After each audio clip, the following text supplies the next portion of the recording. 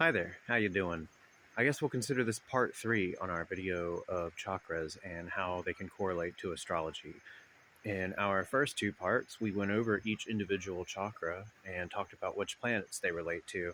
And so now let's just go into a little bit more depth on how we can put these things into practice.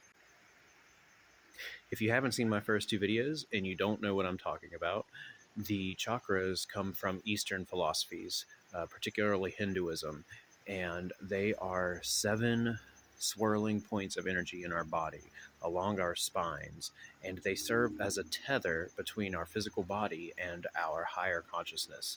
By focusing on them, meditating on them, using them for self-reflection, we can help ourselves with growth and learning more about ourselves and achieving a sense of inner peace and happiness.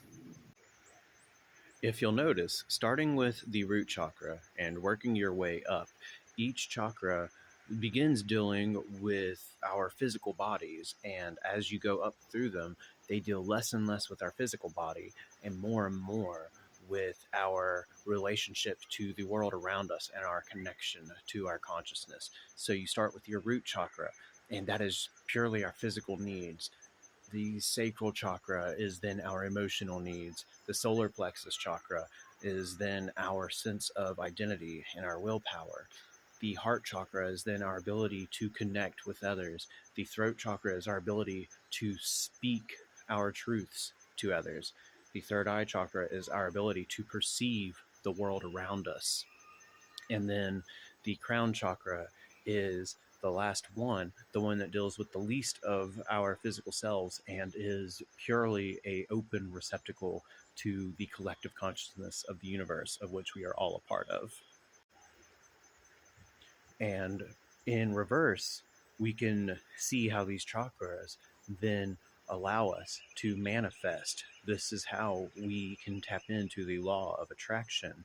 You see, starting with the crown chakra, we begin with an idea, knowledge that is part of the collective consciousness. Then we visualize it in our minds with the third eye. We speak it to others, what our ideas are. Through the heart chakra, we collaborate with others. Then through the solar plexus chakra, we take charge of our project. The sacral chakra then is us putting our passion into it. And then finally, the root chakra is when it takes physical form. And as we build these projects, you working the other way around, we start by building. We then put our passion into it to make it complete. We then show it to others. We then speak about it.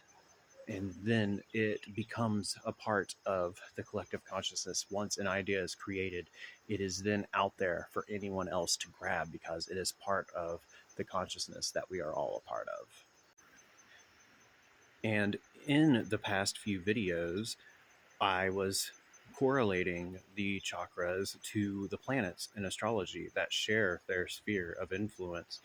And a way you can use these two things together is by looking at our natal charts and seeing what lessons we can learn based on those planets, and they can help us with our struggles if we're struggling on dealing with a particular blockage in one of the chakras. So, for example, we can look to Neptune and it can show us what illusions we may experiencing in life, things that are not as they seem, and this can be causing blockages in our third eye chakras, things that we need to meditate on to see as they are in order to move forward. Another example with our Mars placement and our root chakra, the root chakra is blocked by fear, and what prevents us from acting, what stops us in our tracks due to our fight, flight, freeze response. And so we can look to Mars and see what makes us drive, what makes us want to act. And through that, we can determine what fears we have. Perhaps you don't really know what you're afraid of. Perhaps you haven't experienced that in your life yet. or perhaps you're afraid to experience life. Let's say you have Mars in your fifth house. You may have this drive to pursue your passions, but fear may stop you from doing so. Perhaps fear of not being good enough, fear of not having your work appreciated, and needing to push past that fear to achieve your passions can help you with that blockage in your root chakra. And so this is how you can use the chakras alongside your natal chart and astrology for further growth.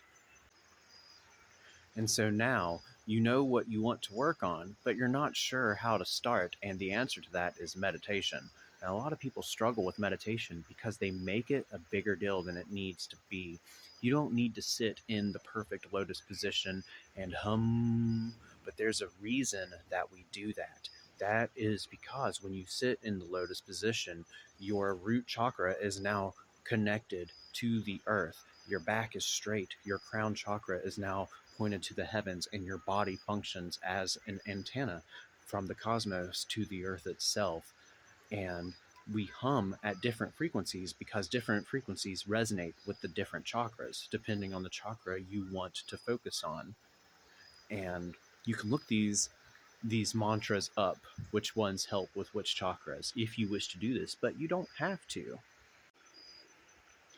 All you need to do is make yourself comfortable and be conscious without allowing your mind to think about things. All you need to do is focus on your breath and be present. It only takes about 10 or 15 minutes. Have you ever taken a 15-minute power nap and then come out of it feeling extremely rejuvenated and think, well, that's strange. Why is it that I feel better after a 15-minute nap than I did after sleeping for 5 hours last night? Well, that's because you weren't napping. You were meditating and you didn't realize it. All you have to do is close your eyes, focus on your breath, and think like water. Let your thoughts flow.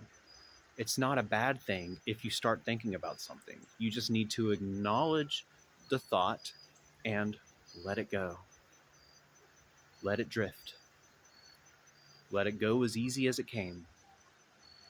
And if you're struggling with letting these thoughts go, just count your breaths. Keep counting until you forget that you're counting.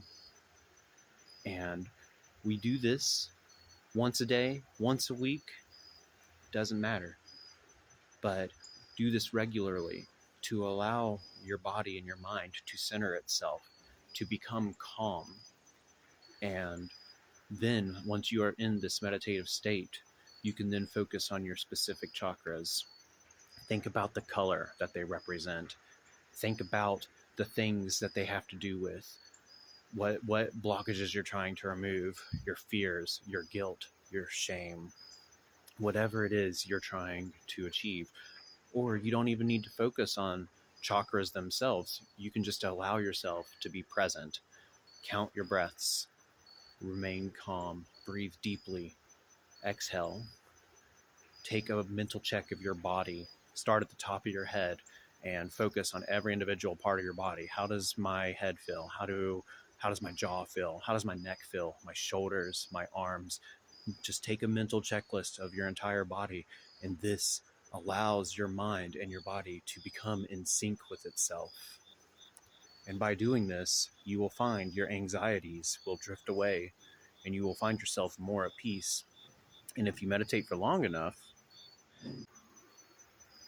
you may find yourself coming across knowledge that doesn't seem like it's yours, because at this point, you are now no longer in your physical body. You are now in tune with your higher consciousness, and you are gaining access to spirit guides or your higher self, and you will gain new perspectives on life, and you will gain answers to problems that have been giving you trouble for so long. And this is a wonderful state of mind to be. And once again, I'm out of time. So I guess we may even have a part 4 if you guys are interested in this. I hope you have a wonderful day. I love you very much. Bye-bye.